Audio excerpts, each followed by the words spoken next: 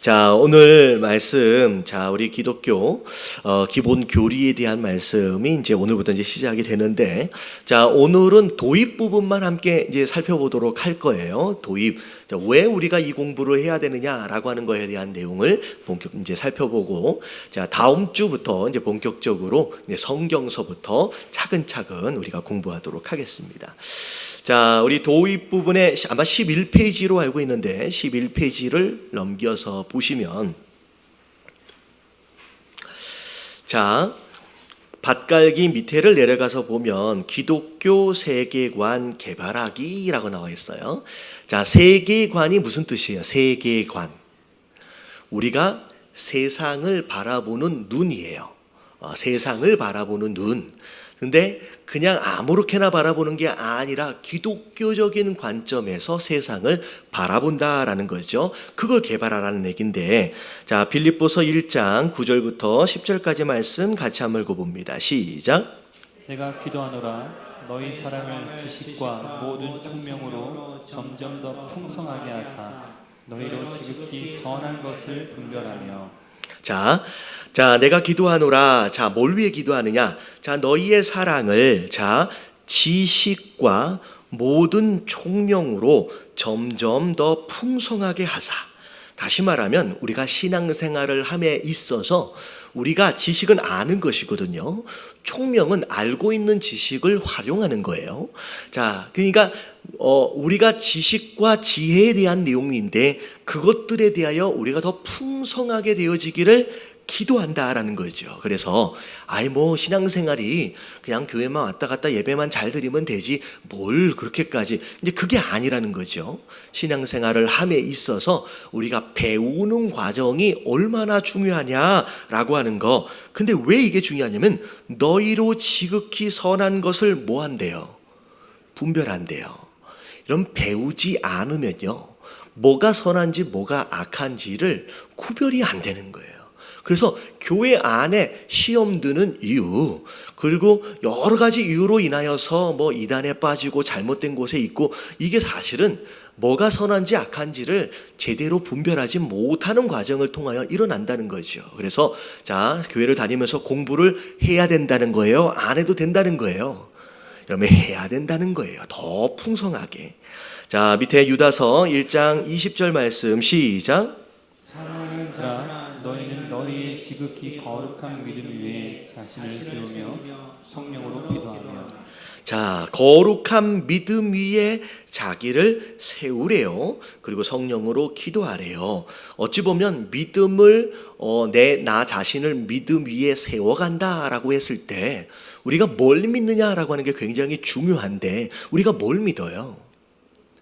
여러분, 하나님을 믿는데 과연 그 하나님이 어떤 하나님이냐? 여러분, 성경에 기록된 그 하나님이에요. 여러분, 이게 굉장히 중요해요. 많은 사람들이 신을 믿습니다. 근데 그들이 믿고 있는 신과 우리가 믿고 있는 하나님하고는 다를 수 있어요. 그냥 막연하게 하나님은, 신은 이런 분일 거야 라고 막연하게 상상하고 있는 개념에서의 그 신은 우리 하나님하고 거리가 멉니다. 정말 우리가 하나님을 믿는다라고 했을 때 과연 성경에서 이야기하고 있는 하나님이 누구냐라고 하는 것을 정확하게 모르면 그냥 내가 만나는 하나님을 막연하게 그렇게 믿고 있는 것일 수 있다라는 거죠. 그래서 우리가 믿음 위에 굳게 세워지는 것 또한 우리가 말씀을 배우는 가운데 믿음이 세워진다라는 거죠. 그래서 밑에 볼게요. 짚고 넘어갑시다. 기독교 교리란 뭐냐? 기독교 교리는 삶에서 가장 중요한 문제들에 대해 성경이 가르치는 것을 조직적으로 요약한 것이다 라고 나와 있어요. 성경이 가르치는 것을 조직적으로 요약한 거예요. 성경이 66권이 있어요. 이 방대한 양의 내용을 정확하게 알려면 마치 뼈대와 같이 기초와 같이 요약되어지고 정리된 부분을 우리가 보게 된다라고 한다면 우리가 좀 더 쉽게 다가가고 이해할 수 있겠죠. 그래서 교리는 바로 그런 종류의 것이다 라고 생각하시면 될 것 같고요. 그리고 밑에를 보니까 신학의 실제적인 정의는 자, 이해를 요구하는 믿음이다라고 나와 있어요. 자, 이해를 요구하는 믿음이다. 그래서 물론 이 교리 안에 논리가 있습니다. 논리가 있어요. 근데 이 논리로 이 성경에 있는 모든 내용들을 다 풀어낼 수 있느냐? 사실 그렇지는 않아요. 그렇지는 않아요. 그래서 논리라고 얘기할 수도 있지만 사실은 믿음이라고밖에 이야기할 수 없는 이유가 뭐냐면 그 어떤 논리와 그런 체계 속에서도 우리가 설명해내기 어려운 부분에 대한 하나님의 영역들이 있다라는 거죠. 그래서 우리가 정돈을 하고 요약본 안에서 우리의 성경에 대한 내용들을 정리를 해갈 수는 있지만 완벽하게 논리적으로 다 설명하고 해석할 수는 없기 때문에 우리의 믿음의 영역이 분명히 있다라는 얘기예요. 자, 그래서 밑에를 볼게요. 자, 왜 교리를 배우느냐? 자, 하나님에 대한 진리를 아는 것이 누구를? 하나님을 더 알게 도와주기 때문에. 자, 우리가 하나님을 믿으려면 여러분 하나님을 잘 알아야 돼요. 이 하나님을 아는 것만큼 누리는 거예요, 사실은. 자, 이게 왜 그렇게 되어 있냐? 제가 종종 설명을 드리잖아요. 어떤 노부부가 자녀들이 효도한다고 크루즈 여행을 한번 보내드렸어요. 크루즈 여행 혹시 가보신 분 계시나요? 쉽게 접하기는 어렵죠. 큰 맘 먹고 크루즈 여행을 일주일 동안 보내드린 거야. 근데 이제 이분들이 이제 크루즈 여행을 했는데 끝나고 나서 자녀들이 이제 픽업하러 가면서 재밌었냐고 막 물어보니까 이 두 부부가 아버지 어머니가 화를 잔뜩 내는 거야. 왜 이렇게 화가 났을까? 뭐라 그러시냐면 배고파 죽는 줄 알았다는 거야. 근데 왜 배가 고팠을까? 사실은 크루즈를 타면 그 패키지 안에 크루즈 안에 있는 모든 음식을 어느 때든지 심지어 새벽까지도 가서 다 먹을 수가 있거든요. 근데 이 노부부는 그게 그 음식이 공짜인지를 몰랐어. 그래서 일주일 내내 어떻게 했냐면 따로 가지고 간 한국 돈만 있고 미국 돈이 없으니까 가져간 그 어르신들 보면 오징어, 뭐 이렇게 캔디, 그것들 가지고서 연명을 한 거야. 그러니까 어떻게 돼? 일주일 동안이 행복했을까요? 전혀 행복하지 않은 거야. 남아있는 이 음식으로 일주일을 버틸 것을 거의 생존을 위해서 두 부부가 나눠서 먹으면서 진짜 어렵게. 여러분, 왜 이런 일이 일어났느냐? 이 크루즈에 대한 내용을 몰라서 이런 일이 일어나는 거예요. 무슨 얘기인지 아시겠죠? 여러분, 하나님 안에 모든 게 다 있어. 근데 이 하나님을 내가 아는 것만큼 누리는데 내가 모르니까 바보처럼 누리지 못하는 축복들이 많다라는 거예요. 그래서 평생 교회를 다니고 있음에도 불구하고 되게 가난하게 살고 되게 찌질하게 살고 되게 어렵게 살아. 여러분들, 하나님이 말씀 안에서 어떻게 하면 복을 받는지에 대해서 다 설명해 냈는데 말씀을 안 봐. 그러니까 몰라. 모르니까 못 누리는 거예요. 그래서 여러분, 하나님을 아는 것만큼 내가 누릴 수 있다는 것을 깨달으시는 가운데 배우시길 주님의 이름으로 축원합니다. 여러분, 배우질 않으면 그만큼 못 찾아 먹는 거예요. 그래서 여러분, 밑에 있는 그런 성경 구절은 아닌데 같이 한번 읽어볼게요. 시작. 우리가 세상의 주인이시며 세상을 다스리시는 하나님을 모른 채 살아야 한다면 너무 비참할 것이다. 하나님을 모르는 이들에게는 세상은 이해할 수 없고 미쳐 돌아가며 고통스러운 장소일 뿐이다. 네, 세상을 만드신 분, 세상의 주인 되신 분, 세상을 지금도 다스리시는 그분에 대하여 모르고 산다는 것만큼 바보 같은 짓이 없다는 거예요. 아는 것만큼 누리는 거예요. 그래서 우리가 이 말씀, 이 진리를 배우는 이유는 하나님을 더 알기 위한 것이다라는 거죠. 자, 그 다음 장 넘어가서 잠언 2장 2절부터 5절까지 천천히 한번 읽어볼게요. 시작. 내 귀를 지혜에 기울이며 내 마음을 명철에 두며 지식을 불러 구하며 명철을 얻으려고 소리를 높이며 운을 구하는 것 같이 그것을 구하며 감추어진 보배를 찾는 것 같이 그것을 찾으며 여호와 경외하기를 깨달으며 하나님을 알게 되리니. 자, 성경 특히 잠언에 나오는 지혜는 궁극적으로 보면 예수 그리스도예요. 여러분 이 지혜는 예수 그리스도이지만 잠언 이 자체에서의 의미로 볼 때 사실은 이 지혜는 어찌 보면 방금 이제 얘기한 것처럼 우리가 이제 말씀에 대하여 깨달아가는 그런 과정들을 다 이야기하는 겁니다. 그래서 자, 내 귀를 듣는 거예요. 지혜에 기울이래요. 자, 귀를 지혜에 기울인다라고 하는 것은 들으라는 얘기예요. 들으란 얘기예요. 그래서 예배를 통하여서 설교를 통하여서 그리고 여러 가지 학습을 통하여 귀를 열어 들어야 할 것이 있다라는 것이요. 그게 지혜예요. 그리고 내 마음에 뭘 두래요? 명철을 두래요. 그러면 이 명철은 뭘로 들어오냐면 귀로 듣는 것을 통하여 이 마음 안에 들어오는 거예요. 그러니까 배구란 얘기가 되는 거 계속. 그리고 심지어 지식을 불러 구하며 명철을 얻으려고 소리를 높이라는 거예요. 그냥 지나가다 듣는 기회가 되면 또 들을 수 있고 배울 수 있고 그게 아니라 아예 작정을 하고 배우려고 애를 쓰라는 거예요. 마치 뭘 구하는 것처럼. 여러분 은을 구하는 것처럼. 은을 구하는 것처럼. 그래서 여러분 그런 거 있잖아요. 저는 제가 어렸을 때 꾸는 꿈들 중에 되게 신기한 꿈들 중에 하나가 뭐냐면 반복적으로 꿨던 꿈이에요. 잠을 자고 있는데 꿈속에서 일어났어요. 꿈속에서 일어난 거예요. 근데 바닥에 돈이 떨어져 있어. 그러니까 돈을 갖다가 떨어져 있으니까 쓱 보고 아무도 없으니까 어떻게 해요? 아싸 잘 됐다라고 쓱 넣는 거예요. 근데 그 돈을 딱 넣었는데 그 바로 앞에 또 돈이 떨어져 있어. 야 이게 웬 떡이냐 하면서 또 주는 거예요. 제가 어렸을 때 이야기예요. 그냥 넣었어요. 근데 주워서 넣을 때마다 그 다음 돈이 보이고 그 다음 돈이 보이는 거예요. 근데 한참 하나라도 더 주우려고 이 밤새 제가 그 돈을 주우려고 엄청 땀나게 돌아다니는데 중간에 순간적으로 깨닫는 게 뭐냐면 이건 꿈인데 이 깨닫는 거예요. 막 담아서 호주머니에 이만큼 챙겨놓고 있는데 중간에 깨닫는 게 뭐냐면 이게 꿈인데 그러면 이걸 깨어나면 여기 있을 것 같아요? 없을 것 같아요? 이게 없을 것 같는 거예요. 그래가지고 막 꿈에서 머리를 쓰는 거야.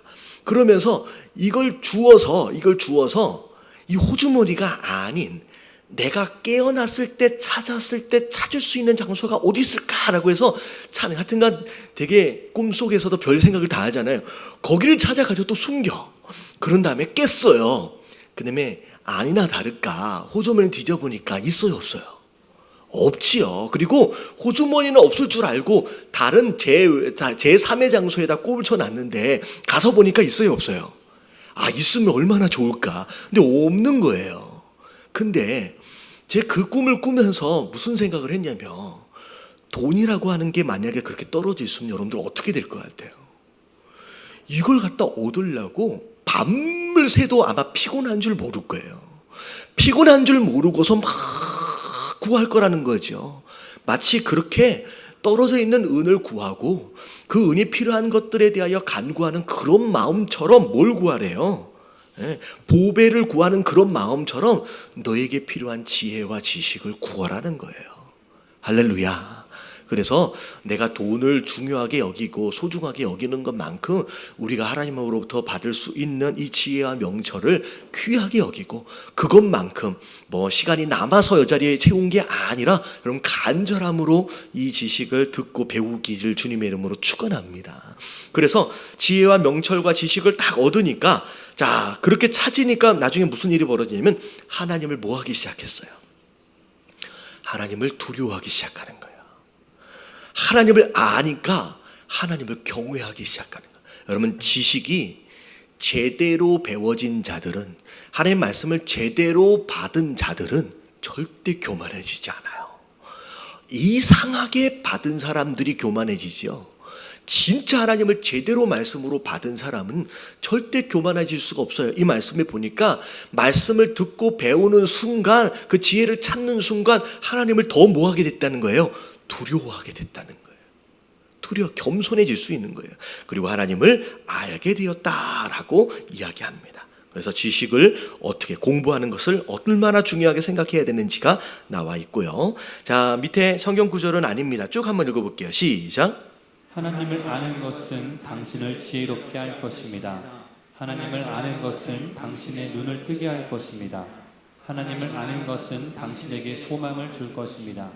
하나님을 아는 것은 당신이 어려움을 헤쳐나갈 수 있도록 도울 것입니다. 네, 그래서 여러분들 이 교리 공부를 하면서 특별한 지식을 터득한다라고 하는 개념이기보다는 내가 이 과정들을 통하여 내가 하나님을 더 알아간다라고 생각하시면서 배우시면 좋을 것 같아요. 자, 그 밑에를 보니까 지식은 신앙의 뭐이기 때문에 기초이기 때문이에요. 기초이기 때문에. 자, 이 밑에 있는 말씀은 좀 지나갈게요. 자, 지나가서 그 밑에를 보니까 이 기초가 놓여 있지 않는 삶의 모습을 뭐라고 설명하느냐. 자, 에베소서 4장 13절 14절 같이 한번 읽어볼게요. 다 같이 시작.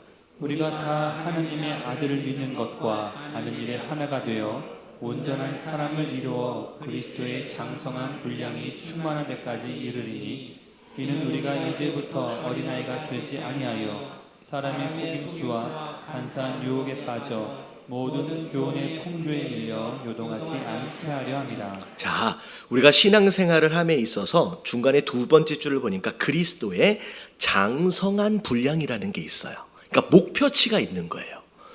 그리스도의 장성한 분량, 목표치가 있다라고 하는데, 자, 이 목표치가 구체적으로 뭐냐? 그냥 위에 줄에 뭐라고 나와 있냐면 믿는 것과 아는 일이 어떻게 된대요? 하나가 되어야 된대요. 그러니까 아무것도 모르면서 그냥 믿으라니까 믿어야지라고 하는 무조건적인 믿음이 아니라 우리가 바로 알고 믿는 것이 굉장히 중요하다는 거죠. 그래서 믿는 수준과 아는 수준이 함께 나아갈 수 있어야 한다라는 거죠. 그래서 아는 만큼 우리가 믿어야 하고요. 우리가 믿는 것만큼 알아야 한다라고 하는 이 수준이 사실은 장성한 분량의 충만함, 그 기준이 되는 거예요. 자, 그렇게 하는 이유는 뭐냐면, 자, 두 번째 줄 맨 끝에 보니까 이는이라고 나와요. 왜냐하면 우리가 이제부터 뭐가 되지 않아요? 어린아이가 되지 않는데요. 그러니까 장성해야 된다, 우리가 성장해야 한다라고 하는 것은 더 이상 어린아이에 머물러 있으면 안 된다는 거죠. 근데 어린아이의 모습이 뭐냐라고 하는 것을 설명을 어떻게 했냐면, 사람의 속임수와 간사한 유혹에 빠져서 모든 교훈의 풍조에 밀려 요동하지 않게 하려 합니다. 그러니까 아이들은요, 뭘 잘 모르기 때문에 뭐라고 이야기를 하면 그게 맞는 줄 아는 거예요. 근데 이게 좋은 가르침이면 잘 배우면 좋겠지만, 잘못된 가르침이나 잘못된 유혹들이 온다라고 했을 때 이걸 분별할 줄 모르니까 이것이 맞는 줄 알고 그냥 받아들인다는 거죠. 그러면서 맨날 요동을 쳐요. 그래서 이게 사실은 성경 공부가 너무 중요한 게 뭐냐면, 이게 신천지라든지 다른 이단들에 넘어가신 분들의 대부분들이 사실은 성경을 잘 몰라요. 뭐가 진리인지에 대하여 제대로 배운 바가 없기 때문에 그냥 누군가가 이게 진리라고 얘기를 해주니까 맞는 줄 알고 따라가는 거예요. 실제로 배우신 분들은 신천지에서 하고 있는 성경 공부 이야기를 들으면 되게 어이가 없어.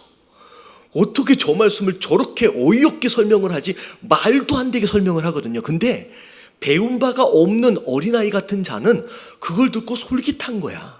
너무 재밌는 거야. 오, 이렇게도 풀어져? 그래서 그냥 가는 거예요. 여러분 잘 들으세요. 여러분, 교회 밖에서 되어지는 모든 성경 공부, 자, 99%라고도 얘기하지 않을게요. 그냥 모든 성경 공부는 다 이단이에요.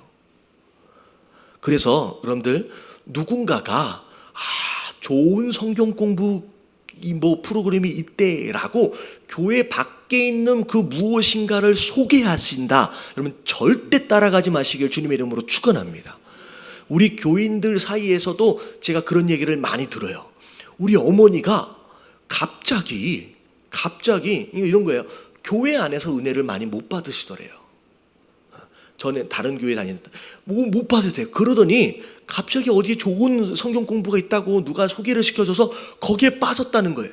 그 나중에 가서 보니까 신천지였던 거예요. 그래서 어머니 끌고 나왔다는데, 여러분 절대로 누군가가 교회 밖에서 좋은 성경 공부, 이 좋은 성경 이 단어만 딱 나오면 입을 한 대 때려주세요. 여러분 그 때려도 돼. 여러분 이거 절대 따라가면 안 되고, 여러분 혹시 이 가운데서든 누구든 여러분들 이 좋은 성경 공부라고 하는 것에 참여하고 있는 사람이 누군가 있다라고 한다면 저한테 신고해 주세요. 신고해 주셔야 돼요. 왜냐하면 그분들이 결국은 신천지가 되고요. 여러분 신천지는요, 우리가 잘 알아야 될 게 뭐냐면 우리 교회 안에 있는 성도들을 성경 공부를 시켜서 끌어가는 게 아니에요. 그 사람을 중심으로 다른 신천지가 들어와요. 그래서 우리 교회 전체를 망가뜨려 버려요. 그래서 여러분들은 이거는 아예 목숨을 걸고 신고를 해 주셔야 돼요. 그래도 내가 뭐 고자질하면 여러분 그게 교회를 망하게 만드는 그걸 신천지가 알아요. 누가 그런 얘기를 제가 어떻게 그런 얘기를 합니까? 여러분 신천지가 그걸 알아서 교인들 사이에서는 서로 고자질을 안 한다라고 하는 걸 전략적으로 이용해 가지고 교회를 다 썩게 만들어요. 그래서 여러분 절대 밖에서는 여러분 그런 이제 성경 공부 모임 절대로 가면 안 되고요. 안 되고요. 그러니까 그 얘기예요. 제일 잘 모르니까 이상한 얘기를 하는데 그게 그냥 믿어지는 거예요. 그래서 그렇게 이단이나 이런 데 넘어가 버리기도 하고 그게 어린아이의 모습이에요. 그리고 심지어 모든 교훈의 풍조에 밀려서 요동한대요. 신앙생활 하는데 뭘 모르면 배우지를 않았기 때문에 뭐가 진리인지 잘 모르기 때문에 맨날 시험 들었다 일어났다 시험 들었다 일어났다를 계속 반복하는 그런 모습이 된다는 거예요. 그래서 이상한 데 빠지지 않기 위해서 여러분 그리고 견고하게 신앙생활을 하기 위해서 여러분 이 공부가 반드시 필요한 줄로 믿습니다. 잘 쓰셔야 돼요. 그래서 밑에 설명이 좀 나오는데 요동하지 않게라고 나와 있어요. 진리를 알지 못하면 나는 무엇에 밀려다니냐면 상황에 밀려다녀요. 상황에 밀려다녀요. 환경에 계속 영향을 받아요. 우리가 환경을 다스리는 게 아니라 우리가 뭘 모르면 우리가 계속 환경에 계속 영향을 받는 상태가 된다는.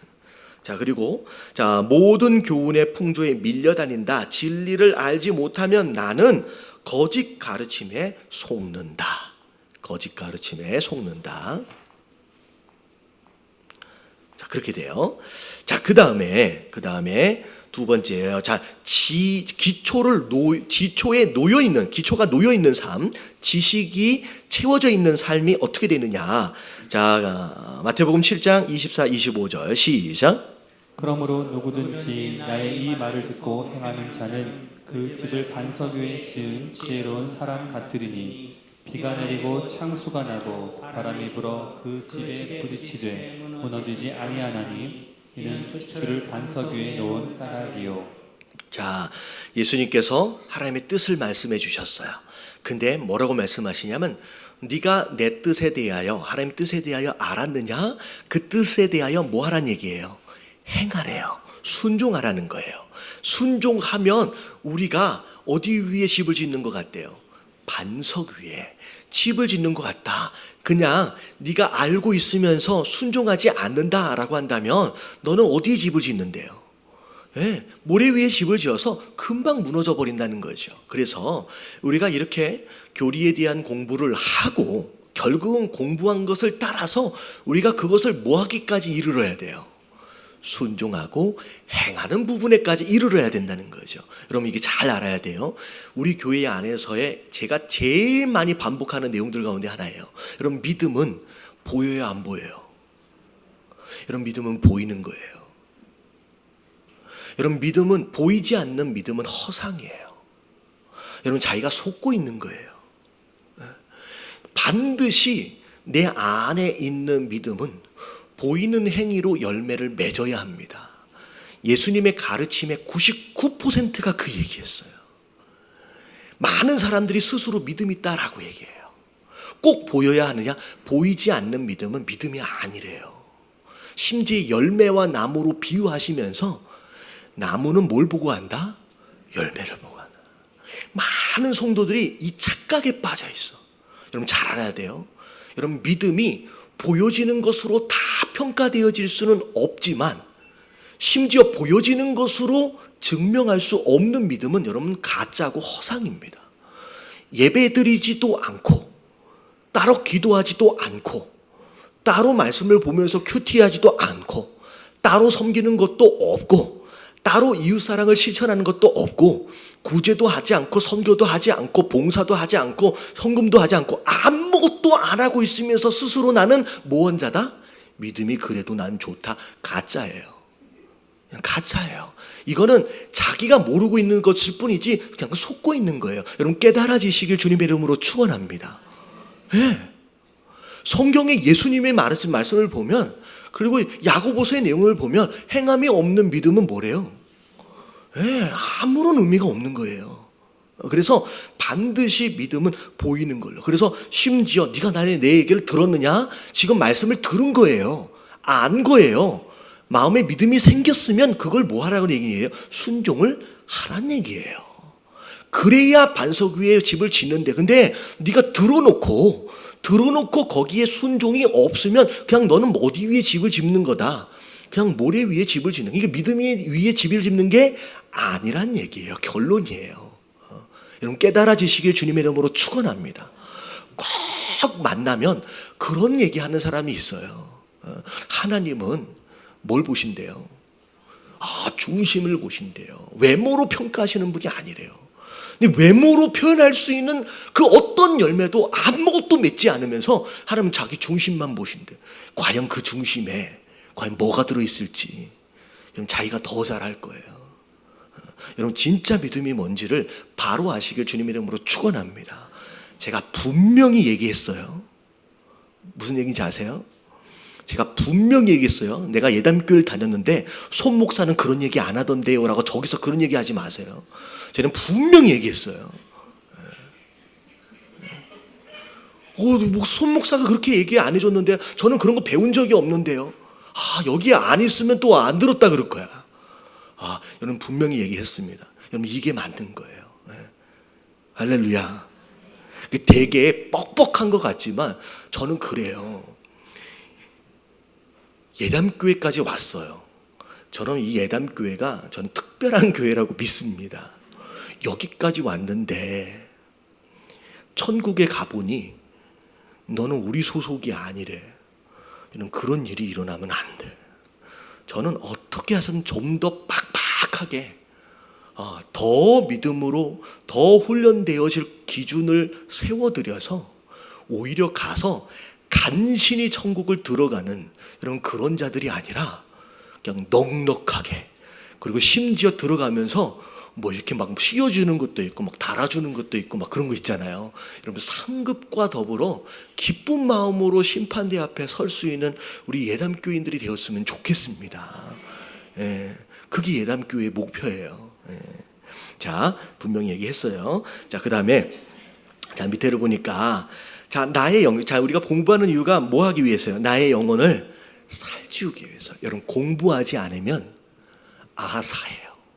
하나님 말씀을 계속 공급받고 배우지 않으면 굶어 죽는다는 얘기예요.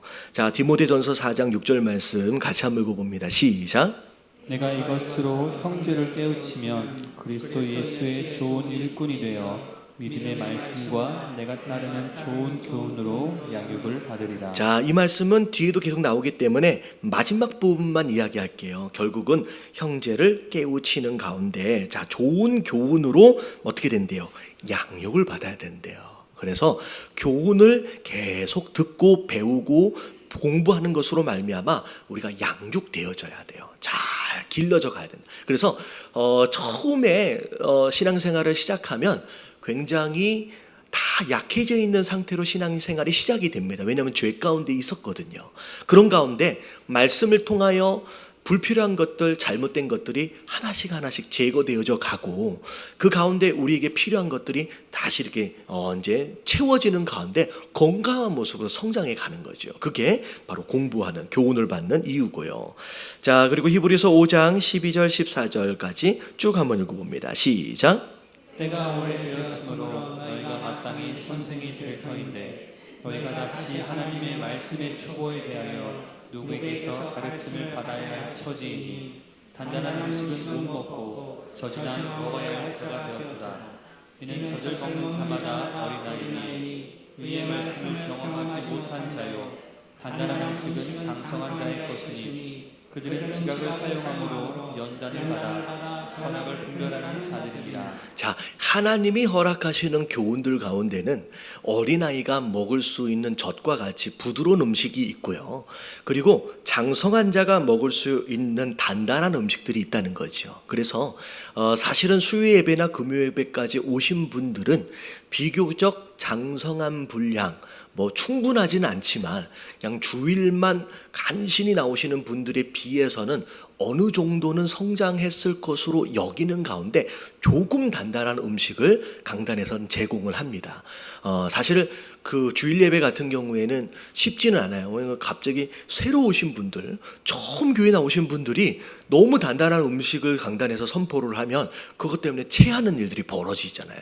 그래서 주일 예배는 우리 교회는 그렇게 이제 부드럽진 않지만 그래도 비교적 부드러운 쪽에 속하는 그런 표현들과 더불어서 그런 설교를 해요. 그런 교훈들을 증거를 합니다. 근데 수요일과 금요일 같은 이런 이제 공부를 하기 위한 우리의 모습에는 그런 말랑말랑한 단단한 음식보다는 우리가 이제는 조금 더 단단한 음식들을 좀 먹을 수 있어야 된다는 거죠. 그래서 그냥 가만히 있으면 알아들 수 있는 정도의 수준을 좀 넘어서서 조금 더 고민을 해보고, 그리고 조금 힘들지만 더 순종을 할 수 있는 그런 계통의 그런 말씀들이 이 시간 전제 진행이 될 거라는 거죠. 그래서 단단한 음식은 장성한 자의 것이니 그들은 자, 뭘 사용하라는 거예요?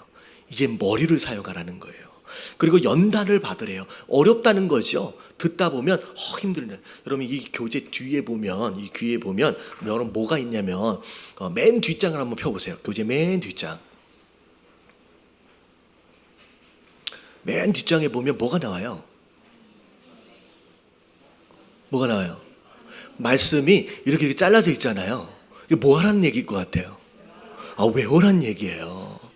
그래서 여러분 수요 예배에 여러분 다음 주부터니까 오늘에 대한 해당되는 아마 말씀 없을 거예요. 여러분 다음 주에는 다음 주에 해당되어지는 말씀을 외워가지고 오시길 주님의 이름으로 축원합니다. 그냥 오시면요 굉장히 난감해질 상황이 벌어지는데 옆에 있는 분하고 확인할 수도 있어요. 이렇게 얘기하면 또 안 나오면 안 되는데. 그러니까 이게 이제 사실은 머리를 좀 써라는 거예요. 그리고 외워보기까지 하면서, 그러니까 예수님이 광야에서 시험 당하실 때 그 시험을 뭘로 이기셨어요? 말씀으로 이기셨어요. 근데 말씀으로 이기실 때 예수님이 잠깐만 자, 내가 여기 합당한 말씀이 어디가 있지 하면 성경책을 찾으신 게 아니라 이미 알고 있는 말씀, 이미 외워진 그 말씀이 즉각적으로 나옴으로 말미암아 그 시험을 이겨가시는 거예요. 그래서 우리가 많은 말씀들을 아는 것도 좋지만 필요에 따라서 외워보는 노력 또한 우리 신앙생활에 굉장히 많이 도움이 됩니다. 그래서 그렇게 한번 해보시는 거죠. 그래서 그렇게 하면서 연단을 받아 선악을 분별하는 자들이 되어야 한다는 거죠. 자, 그 다음에 사도행전 20장 32절 다 같이 시작. 지금 내가 여러분을 주와 및 그분의 말씀에 부탁하노니 그 말씀이 여러분을 능히 든든히 세우사. 이런 말씀이 나를 든든히 세워갑니다. 자, 이게 사실은 내 영혼을 살찌는 일에 해당되는 거예요. 내가 자꾸 흔들리면 안 되겠죠. 내가 건강해져야 돼요. 자, 그 다음 내용. 자, 뭘 위해서 우리가 배워야 하느냐. 자, 네 번째를 보니까 다른 사람을 뭐 하기 위해서. 이런 거 잘 알아야 돼요. 야, 여러분들 우리가 성령 충만해야 하는 이유가 뭐예요? 내가 성령 충만해야 하는 이유가 뭐예요? 여러분 다른 사람을 섬기기 위해서예요. 이 신앙생활 안에서의 모든 것은 사실은 결과적으로 이웃사랑으로 가요. 하나님 사랑, 이웃사랑이 하나님의 뜻이거든요. 결국 내가 왜 배워요? 어르신들이 그런 얘기 하잖아요. 야, 넌 배워서 남 주냐? 그래요. 우리는 남 주기 위해서 배우는 거예요. 그래서 여러분 지금 공부하는 이유도 내가 지식적으로 똑똑해져 가지고 내가 나의 성장만을 도모한다. 여러분 그게 목적이 되면 안 되고, 여러분 이 배운 것을 통하여 다른 사람들을 섬기기 위한 거예요. 그래서 자, 디모데전서 4장 6절을 보면, 자, 읽어볼게요. 위에 것만 시작. 네가 이것으로 형제를 깨우치면 그리스도 예수의 좋은 일꾼이 되어. 자, 뭐가 된대요?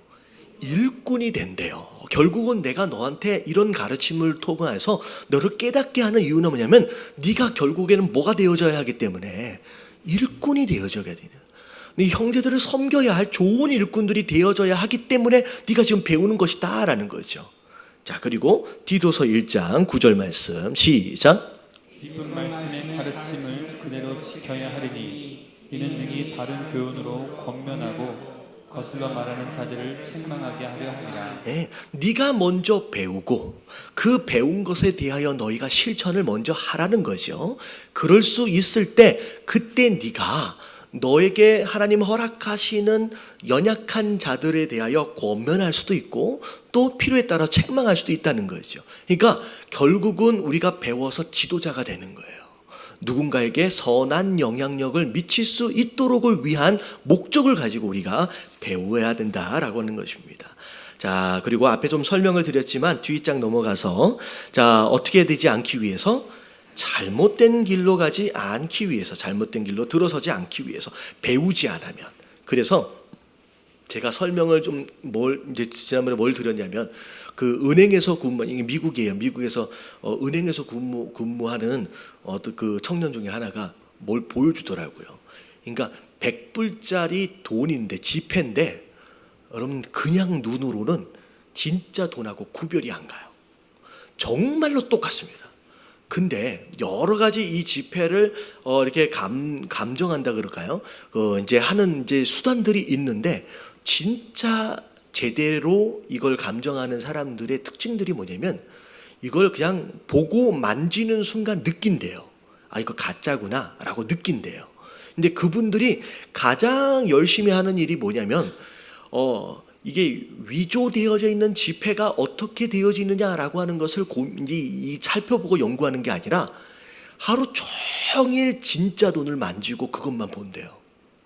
그게 완전히 나한테 익숙해질 때까지. 그래서 진짜가 나한테 완전히 익숙해지는 순간 가짜가 딱 들리면 느낌이 확 오는 거예요.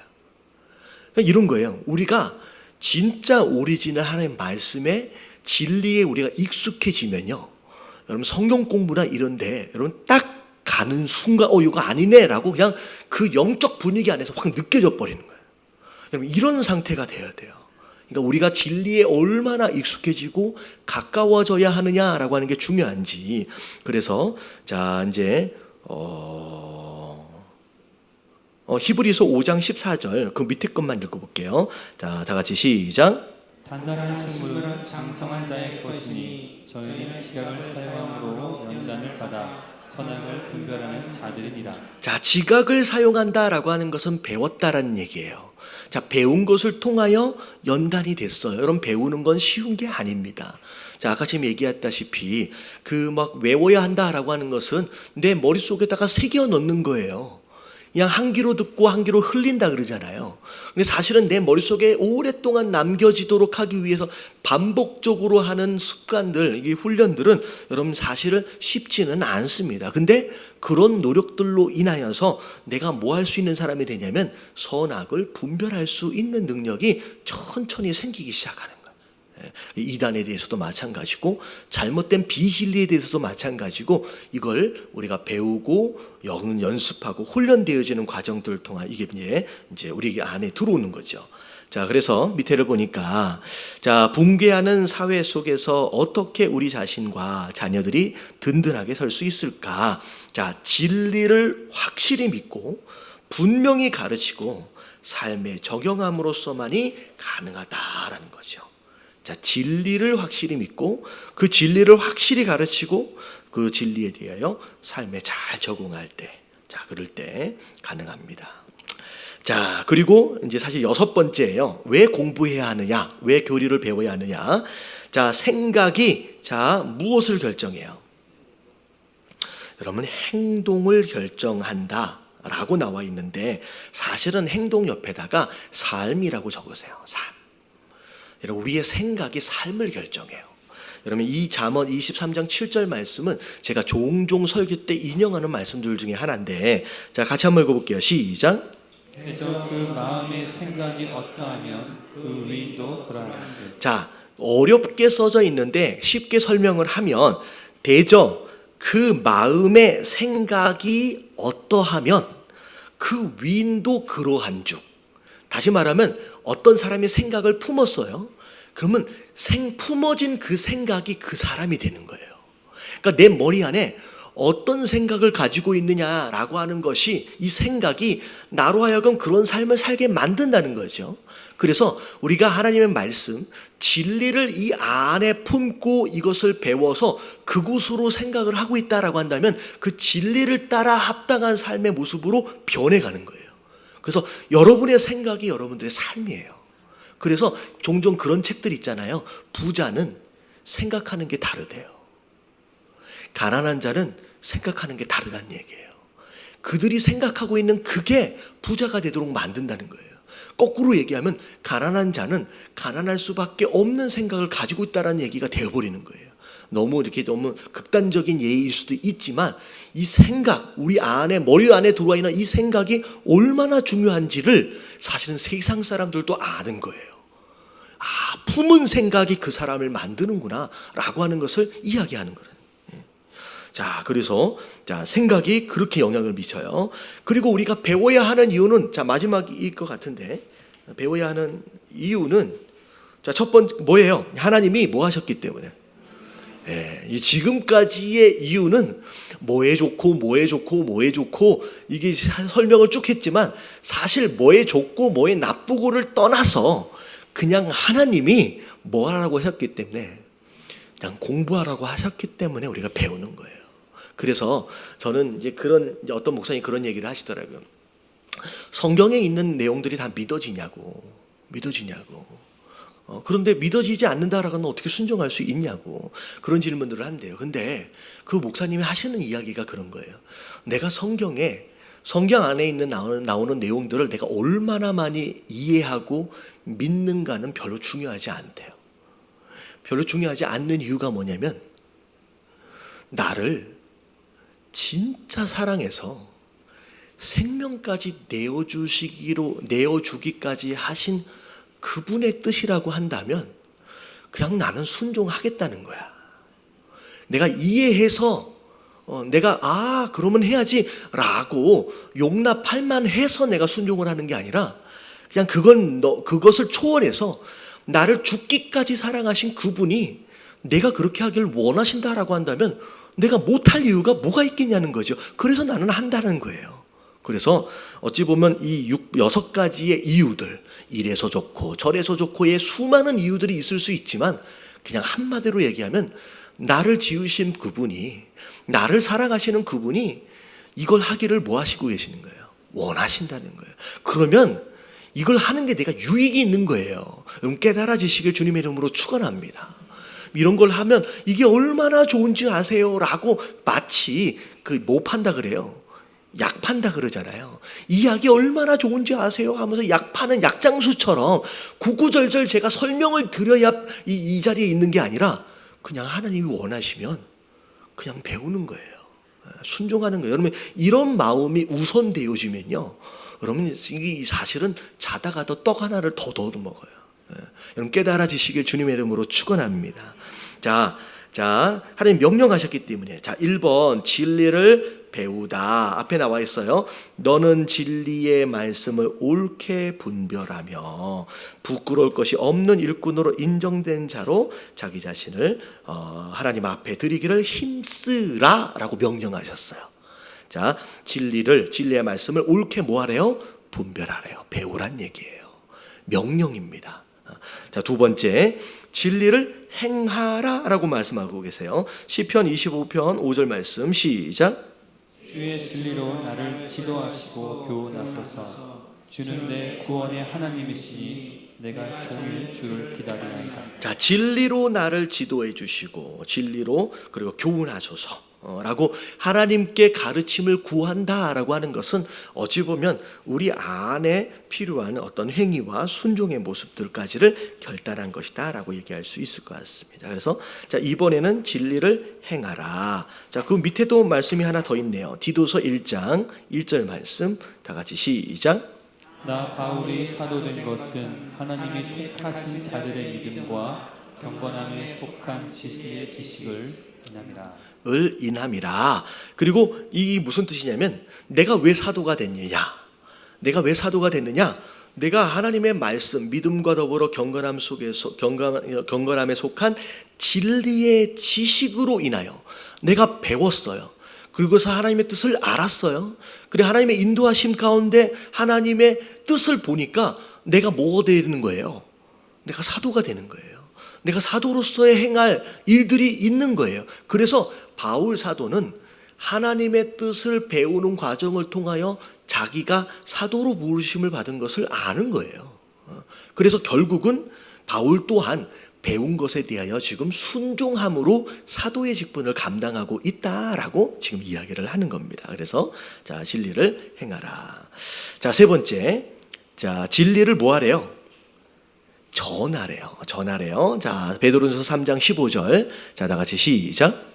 너희 마음에 그리스도를 주로 삼아 거룩하게 하고 너희 속에 있는 소망에 관한 이유를 묻는 자에게는 대답할 것을 항상 준비하되 온유와 두려움으로 하고. 자, 너희 마음에 그리스도를 주로 삼으래요. 그리고 거룩하게 하래요. 스스로를. 그리고 난 뒤에 다음에 너희 속에 있는 소망에 관하여 이유를 묻는 자가 생긴다는 거예요. 여러분, 이게 굉장히 중요해요. 우리가 복음을 전함에 있어서 많은 분들이 전도함에 있어서 어려운 이유들 가운데 하나가 대표적인 이유가 거절감이에요. 내가 이야기를 했을 때 그 사람이 나의 얘기를 안 들어줄 것이다. 거절할 것이다. 이 거절감에 대한 두려움이 전도하지 못하는 첫 번째 이유입니다. 근데 제가 세가조 성경 공부 때 이제 보통 무슨 말씀을 드리냐면 거절감인 무엇 때문에 생긴 마음이냐면 전도를 설득하는 것이라고 생각했기 때문에 거절감에 대한 두려움이 생기는 거예요. 전도는 설득이 아니에요. 그냥 전도는 내가 만난 하나님을 뭐 하면 돼요? 전하면 돼요. 그 사람이 내 말을 들어줘서 반응을 어떻게 할 것이냐에 대한 내용은 내 영역이 아닌 거예요. 그냥 하나님의 영역인 거예요. 그냥 나는 전할 뿐이에요. 내가 설득해야 된다. 그래서 저 사람으로 하여금 믿게끔 만들어야 되고 저 사람을 교회에 나오게끔 만들어야 된다라고 하는 부담감이 거절감에 대한 두려움으로 나타나는 거예요. 여러분, 두려워하지 마세요. 그 사람이 받든 안 받든 그건 내 영역이 아니라 하나님의 영역. 그냥 나는 전하기만 하면 돼요. 전도를 두려워하는 이유들 가운데 첫 번째가 거절감이에요. 두 번째가 뭘까요? 두 번째, 내가 온전하지가 않아. 복음을 전하려다 보니 어떻게 해요? 친구한테 전하면 친구가 뭐라 그럴 것 같아요? 너나 잘하세요 라는 얘기를 들을 것 같은 거예요. 그러니까 내가 복음을 전하는 자라고 얘기를 했을 때에 합당치 못한 부분들이 너무 많은 거야. 그러니까 이것 때문에 사실 입을 벌려서 전도를 못하는 경우들이 있다는 거죠. 물론 그것 때문에 전하지 못해서는 안 됩니다. 왜냐하면 그럼 우리 안에 연약함 자체가 복음이에요. 이 연약함 자체를 하나님이 끌어안아 주셨잖아요. 그러니까 이 복음을 전한다라고 하는 전도라고 하는 것은 그것을 통하여서 내가 얼마나 변했느냐라고 하는 간증이 있으면 참 감사하겠지만 그렇지 못하더라도 이런 나의 부족함 안에서도 나는 사랑을 받고 나는 나를 하나님 받아주셨다라고 하는 것 자체가 복음이거든요. 그러니까 그것 자체로 인하여서 두려워할 필요는 없지만 솔직히 우리가 좀 더 거룩해져 있다라고 한다면 얼마나 더 좋겠느냐는 거예요. 그래서 복음을 전하는 자들에게 있어서의 조건으로 네가 좀 더 거룩해지라고 말하는 거예요. 그래서 너의 거룩한 모습, 너의 성화되어지는 모습을 통하여서 네가 먼저 입을 벌리기 전에 사람들로 하여금 너의 인생에 대하여 궁금하게 만들으라는 거예요. 왜 이 사람은 이렇게 기뻐하지? 왜 이 사람은 항상 행복해하지? 왜 이 사람은 항상 감사하고 있지? 내가 볼 때는 나보다 그렇게 더 괜찮은 것 같지 않고, 근데 신기하고 궁금해하게 만들어라는 거예요. 그래, 그 얘기가 그거예요. 네 속에 있는 소망에 관해서 이유를 묻는 자가 생긴 거라는 거예요. 이렇게 살으라는 거예요. 그러면 그때 네가 뭐 하라는 얘기예요? 대답할 것을 항상 준비해 두래요. 내가 뭐 때문에 이런 소망 가운데 살고 있는지를 전할 준비를 하고 있으라는 거죠. 근데 이 준비는 어떻게 하고 있어야 돼요? 아니, 배운 게 하나도 없어. 솔직히 외운 말씀, 성경 66절 가운데 66권 가운데 외우는 말씀이라고는 요한복음 3장 16절이 전부야. 근데 뭘 말할 게 없어. 그러면 그 기회가 주어졌을 때 그 기회를 잡아내지를 못하는 거야. 그러니까 이런 기회를 통하여 배워놓으라는 거예요.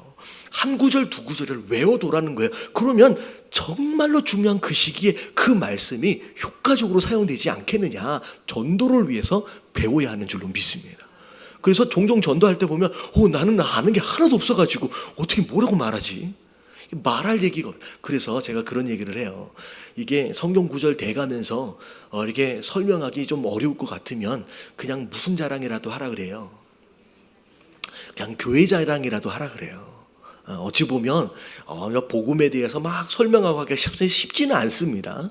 근데 외워두고 준비해 놓으면 너무 좋지만 그렇게 되지 않을 경우라고 한다면 그냥 교회 자랑이다로 하고요.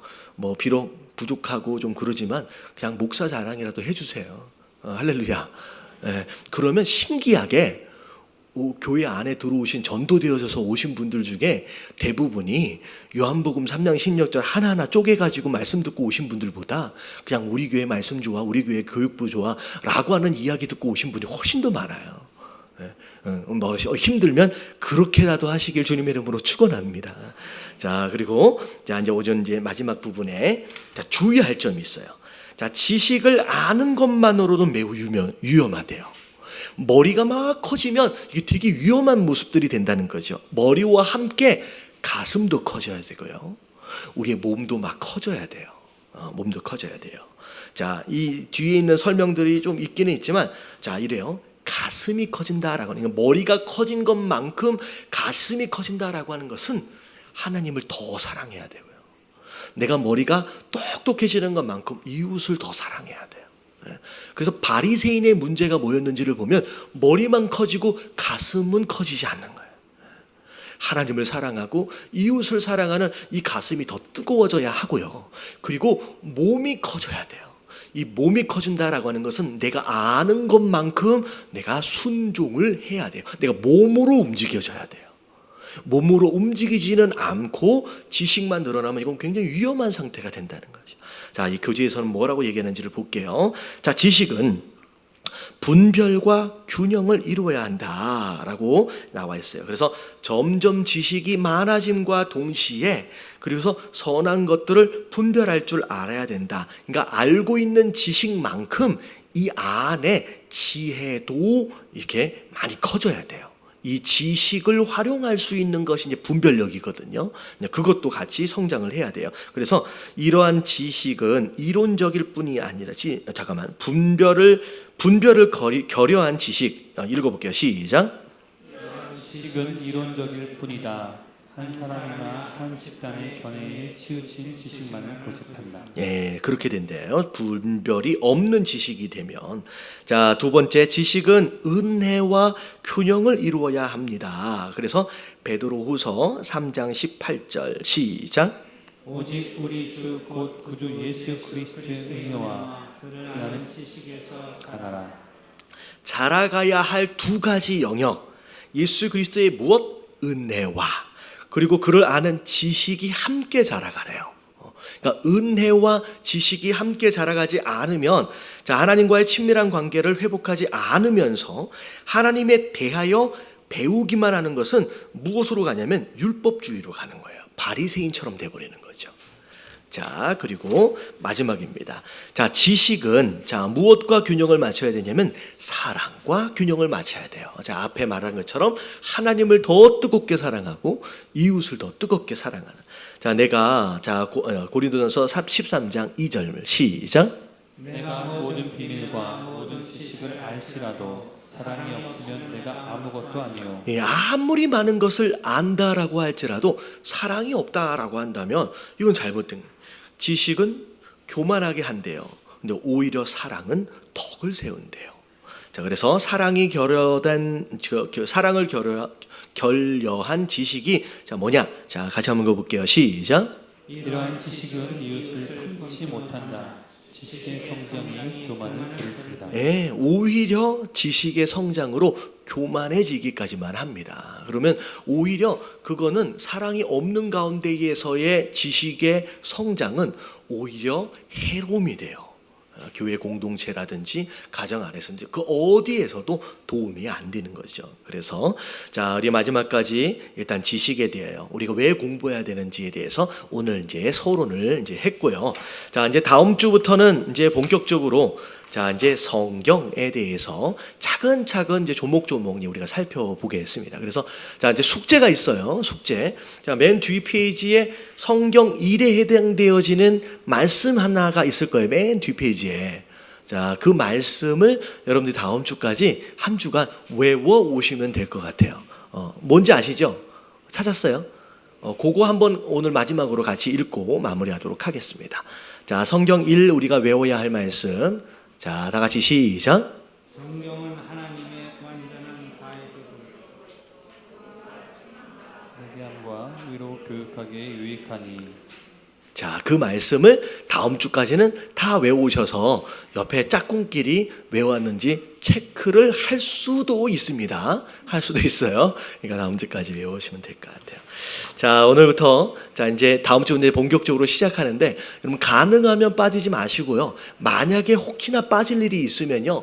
한 며칠 지나면 인터넷에 올라와요. 교회 웹사이트에. 여러분들은 이제 빼먹지 마시고 쭉 들어가시면 이게 굉장히 조금 긴 강의이지만 여러분 나중에 설교를 듣고 말씀 생활을 함에 있어서 굉장히 유익한 어떤 기초와 뼈대가 되어질 수 있을 것 같아요. 그러면 이 강의를 잘 들으시면 성경을 해석했을 때 잘못 해석할 수 있는 실수와 오류를 줄여갈 수가 있습니다.